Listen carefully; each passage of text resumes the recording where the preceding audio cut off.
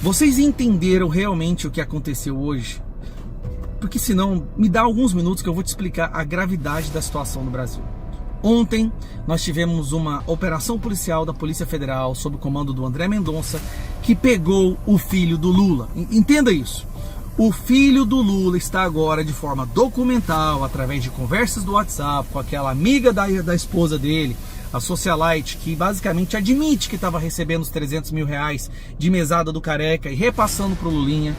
A Polícia Federal, com o André Mendonça, conseguiu pegar o senador do Lula, o vice-líder, o Everton Rocha, que é um dos operadores políticos do roubo dos velhinhos do INSS.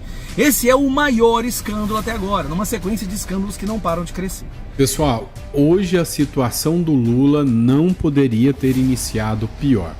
Talvez uma das piores notícias que ele poderia receber em final de ano. O caso da fraude do INSS mostra um escândalo bilionário, onde tem o nome do irmão do Lula citado pela imprensa e o nome do filho do Lula citado pelos investigados, inclusive com matéria no Jornal Nacional. A imprensa não está batendo, não sei nem se essa palavra existe, mas tá pancadeando o Lula o tempo inteiro. Meus amigos, o que eu vou mostrar aqui neste vídeo realmente é revoltante. E eu já começo ele fazendo uma pergunta que muitas pessoas e até a grande mídia tem medo de fazer, mas que precisa ser dita em voz alta.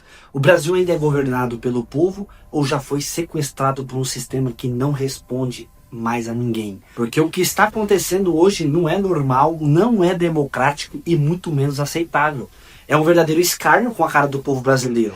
Decisões absurdas, atitudes provocativas e gente se achando dono do país, agindo como se estivesse acima da lei, acima da Constituição e principalmente acima do povo. E eu te pergunto, você acredita na lei da semeadura?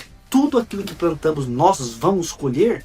Porque esse povo, na verdade, eles acham que não vai acontecer nada. Acham que o povo vai aceitar calado e acham que pode fazer o que quiserem sem pagar a conta. Mas deixa eu te avisar uma coisa aqui. Quando o povo começa a perceber um jogo, o sistema treme. E o que eu vou mostrar nesse vídeo é exatamente isso. Porque o retrato de um Brasil onde quem deveria dar exemplo virou símbolo de revolta. Fique comigo até o final desse vídeo porque você vai ficar indignado com o que eu vou mostrar pra você. Antes de continuar com esse vídeo, por favor, eu te peço, deixa o joinha agora mesmo, certo? Para o YouTube não enterrar esse vídeo. Eu preciso da tua ajuda. Taca o like para esse vídeo, se inscreva aqui no canal ativando o sininho das notificações. Eu já mencionei em diversos vídeos, quando chegarmos a 1 milhão de inscritos, eu vou fazer um sorteio de 5 mil reais para um de vocês que me assistem. Então, já se inscreva se você está chegando aqui agora e também ative o sininho das notificações. Presta atenção porque agora a máscara começa a cair. O que estamos vendo não é um caso isolado, não é um erro pontual e não é uma interpretação da lei. É um padrão, é um método, é um poder sendo usado sem limite. É o verdadeiro sistema. Enquanto o brasileiro acorda cedo, trabalha, paga imposto, luta para sobreviver, tem gente em Brasília brincando como se fosse Deus, mandando em tudo, silenciando quem eles querem. E agora o que eu vou reagir junto com vocês realmente é revoltante. Então deixa no comentário o que você está sentindo agora. O Brasil ainda tem jeito? Bora reagir comigo a este vídeo sem mais delongas. Vocês entenderam realmente o que aconteceu hoje? Porque senão, me dá alguns minutos que eu vou te explicar a gravidade da situação no Brasil. Ontem, nós tivemos uma operação policial da Polícia Federal, sob o comando do André Mendonça, que pegou o filho do Lula. Entenda isso. O filho do Lula está agora de forma documental, através de conversas do WhatsApp, com aquela amiga da esposa dele, a socialite, que basicamente admite que estava recebendo os 300 mil reais de mesada do Careca e repassando para o Lulinha. A Polícia Federal, com o André Mendonça, conseguiu pegar o senador do Lula, o vice-líder, o Everton Rocha, que é um dos operadores políticos do roubo dos velhinhos do INSS. Esse é o maior escândalo até agora, numa sequência de escândalos que não param de crescer. Então, ontem tem uma operação, tem documentos, foi tirado o sigilo, todo mundo agora sabe que o filho do Lula contribuiu e ajudou e operou junto com o roubo dos velhinhos, o filho do Lula. Sem falar que tem a nora do Lula envolvida no roubo do MEC, e aí nós temos agora o senador do Lula envolvido, o número 2 do INSS do Lula acabou de ser preso, o número 1 foi preso também, o governo do Lula inteiro virou uma quadrilha para assaltar velhinhos do Brasil e agora o mundo sabe disso. que o Flávio Dino decide fazer no dia seguinte?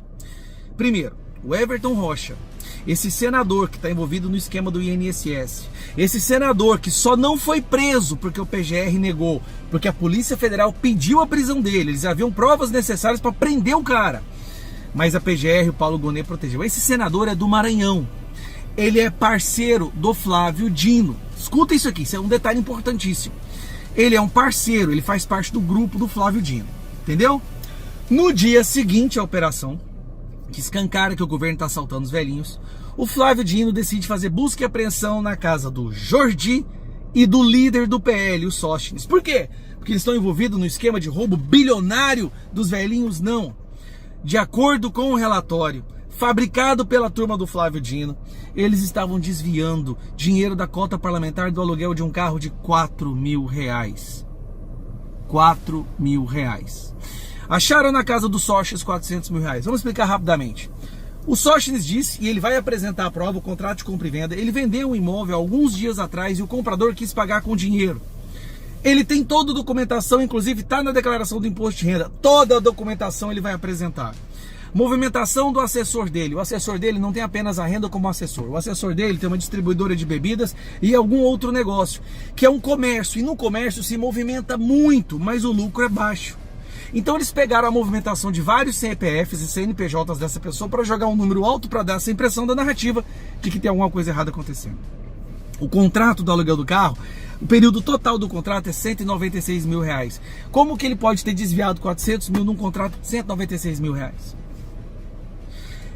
Entenda-se de uma vez, o que está acontecendo é um cabo de guerra. É o Flávio Dino mandando um recado para o André Mendonça, que é o seguinte: se você continuar fazendo busca e apreensão e mostrando para o Brasil os crimes dos meus amigos, eu vou inventar crimes contra os seus.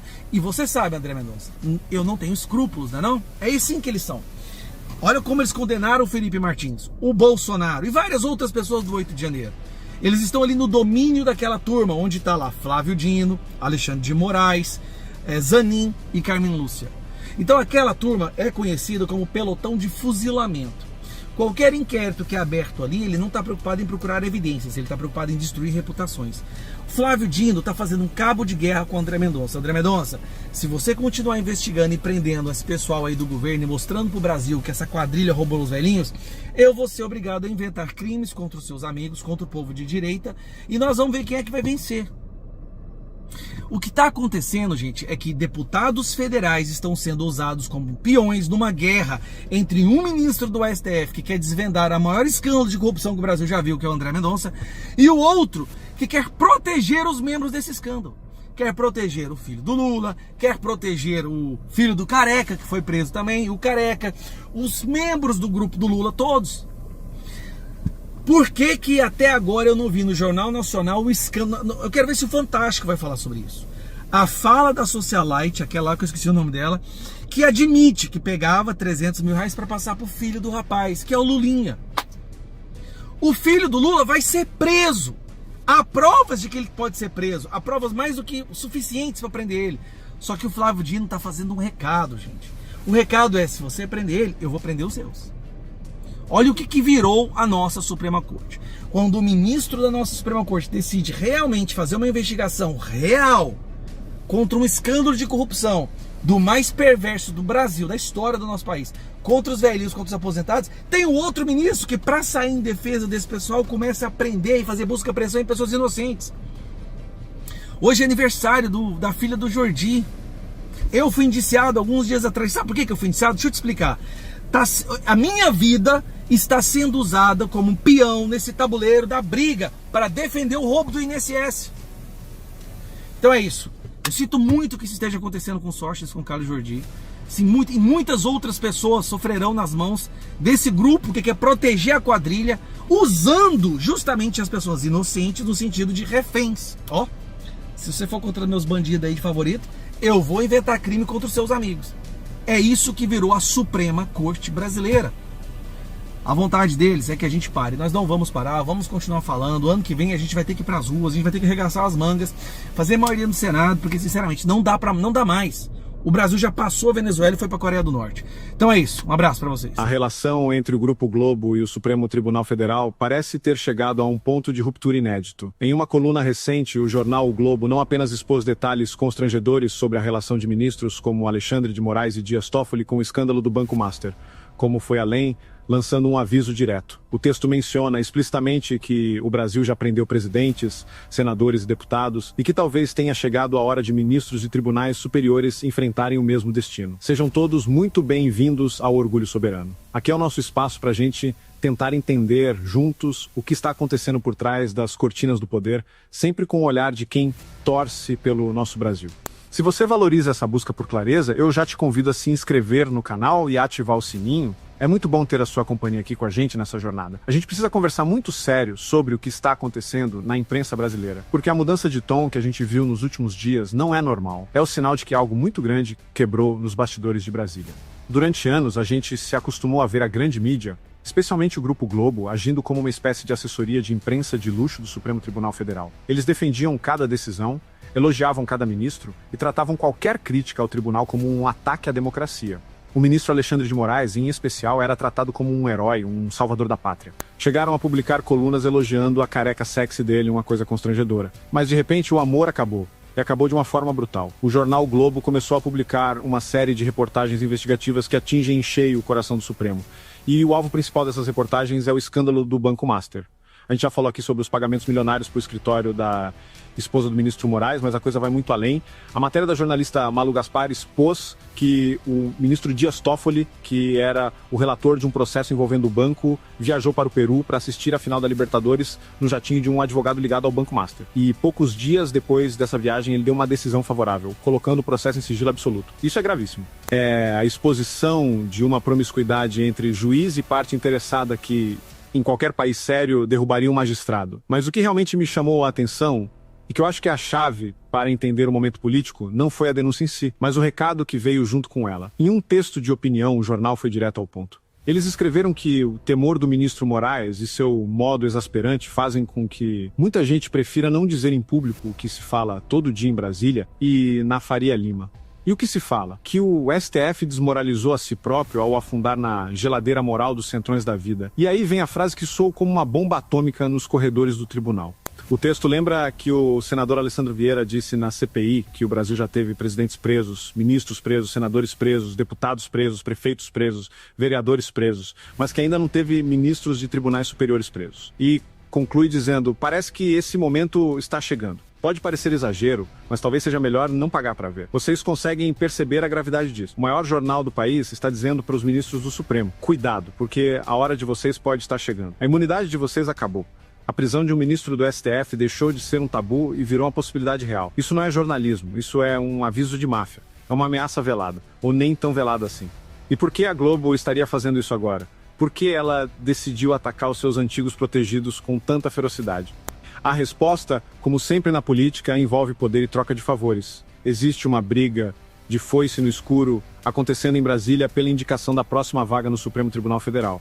O presidente Lula quer indicar o seu advogado pessoal, o Jorge Messias, o famoso Bessias. Ele quer ter alguém de sua total confiança lá dentro, alguém que ele possa controlar. Mas os ministros do Supremo, especialmente Alexandre de Moraes e Gilmar Mendes, e também o presidente do Senado, Davi Alcolumbre, não querem o Messias. Eles querem indicar o Rodrigo Pacheco, atualmente do Senado, que é visto como um aliado deles, alguém que joga o jogo do sistema. Essa divergência gerou um impasse. O Lula bateu o pé, o Alcolumbre bateu o pé, e o STF entrou na briga para barrar o nome do Lula. E o que a Globo, que historicamente sempre teve uma relação muito próxima com os governos de esquerda, fez? Entrou na briga para defender o interesse do Lula. Ela começou a usar o seu poder de fogo, as suas investigações, os seus colunistas para chantagear o Supremo. O recado é claro, ou vocês aceitam o nome do Lula, ou nós vamos destruir a reputação de vocês. Nós vamos expor os contratos das esposas, as viagens de jatinho, os esquemas com o banco. Nós vamos mostrar para o povo quem vocês realmente são.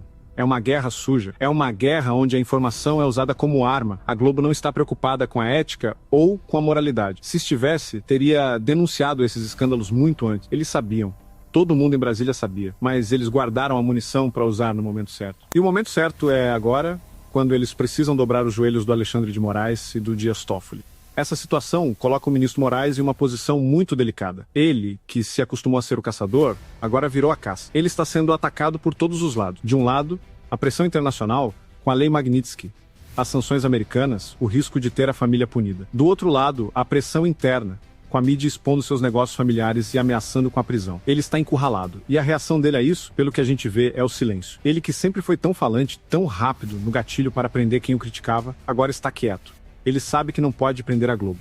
Ele sabe que não pode censurar o maior grupo de comunicação do país sem gerar uma crise institucional sem precedentes. Ele sabe que, dessa vez, o adversário é do tamanho dele. O que a gente está vendo é a implosão do sistema por dentro. As peças que antes se encaixavam perfeitamente para manter o controle do país agora estão se chocando. O executivo briga com o legislativo, que briga com o judiciário, e a mídia, que deveria ser o fiscal de todos, age como um braço armado de um dos lados. É o caos. Mas nesse caos existe uma oportunidade. Porque quando eles brigam, a verdade aparece. Se não fosse por essa disputa de poder, a gente talvez nunca ficasse sabendo dos detalhes do contrato da esposa do Moraes com o Banco Master. A gente talvez nunca soubesse da viagem do Toffoli. A briga deles é a nossa chance de ver o que estava escondido. E a ameaça de prisão, por mais que seja usada como chantagem política, traz para o debate público uma questão fundamental. Por que ministros do Supremo deveriam ser intocáveis? Por que eles deveriam estar acima da lei? Se um presidente pode ser preso, se um senador pode ser preso, por que um juiz que vende sentença ou que usa o cargo para enriquecer não pode? A Globo, sem querer, pode estar prestando um serviço ao país ao normalizar essa ideia. Ao dizer que está chegando a hora, ela quebra o tabu. Ela tira a aura de divindade dos ministros. Ela mostra que eles são funcionários públicos sujeitos às mesmas regras e às mesmas punições que qualquer outro cidadão. E a gente precisa aproveitar esse momento. A gente precisa pegar essas denúncias e cobrar. A gente precisa dizer, olha, a própria Globo está dizendo que tem coisa errada. O Ministério Público vai investigar, o Senado vai abrir o impeachment. A gente não pode deixar que essa briga termine em um grande acordo de pizza, onde eles se acertam, dividem o poder e tudo volta a ser como antes. A gente precisa exigir que as consequências sejam reais. Se houve crime, tem que haver punição. Não importa se o criminoso usa toga, faixa presidencial ou crachá de jornalista. O cenário que se desenha é de uma instabilidade crescente. O governo Lula está fraco, refém do Congresso e agora em guerra fria com o Judiciário. O STF está desmoralizado, atacado interna e externamente. E o Congresso, sentindo o cheiro de sangue, começa a se movimentar para ocupar o espaço vazio. Nesse jogo, o Banco Master é apenas a ponta do iceberg. Ele é o fio da meada que pode levar a um esquema muito maior, envolvendo outros bancos, outras empresas, outros políticos. Se essa caixa de Pandora for realmente aberta, a República pode tremer. E a gente tem que estar preparado. Porque quando as instituições entram em colapso moral, o risco de ruptura é grande. Mas também é grande a chance de renovação. Se a gente conseguir passar por essa tempestade e sair do outro lado com instituições mais limpas, mais transparentes, onde juízes não viajam com advogados e esposas não recebem milhões de partes interessadas, terá valido a pena. O recado da Globo foi dado. A casa caiu. Agora, resta saber se o Moraes e o Toffoli vão aceitar a derrota e entregar os anéis para salvar os dedos, ou se vão tentar uma cartada final, um ato de desespero para tentar manter o poder. De qualquer forma, a imagem deles já está manchada. A aura de defensores da democracia foi destruída pelas próprias mãos daqueles que a construíram. E para nós, que estamos assistindo a tudo isso, fica a lição de que não existem heróis na política brasileira. Existem interesses. E quando os interesses mudam, as alianças mudam. O Xandão que a esquerda amava ontem é o vilão que a esquerda ataca hoje. E amanhã pode ser outro. A única coisa que deve ser constante é a nossa vigilância e a nossa cobrança por um país decente. Depois de tudo isso, fica a pergunta que ninguém quer responder. Até quando alguns vão se achar intocáveis aqui no Brasil? A história é clara. Todo poder que se acha absoluto acaba caindo. Toda arrogância cobra o seu preço e toda injustiça deixa rastro. Agora eu quero saber de você, olhando tudo isso de frente. Você acredita que esse sistema vai cair? Ou você acha que realmente não vai acontecer absolutamente nada novamente e eles vão sair impunes? Comenta aqui embaixo, porque esse debate não pode morrer. E esse vídeo, pode ter certeza que eles não queriam que você assistisse. Deus abençoe você que assistiu comigo. Se inscreva aqui no canal, deixa o like, compartilha esse vídeo. Fica com Deus e até o próximo vídeo, se Deus quiser. Fui.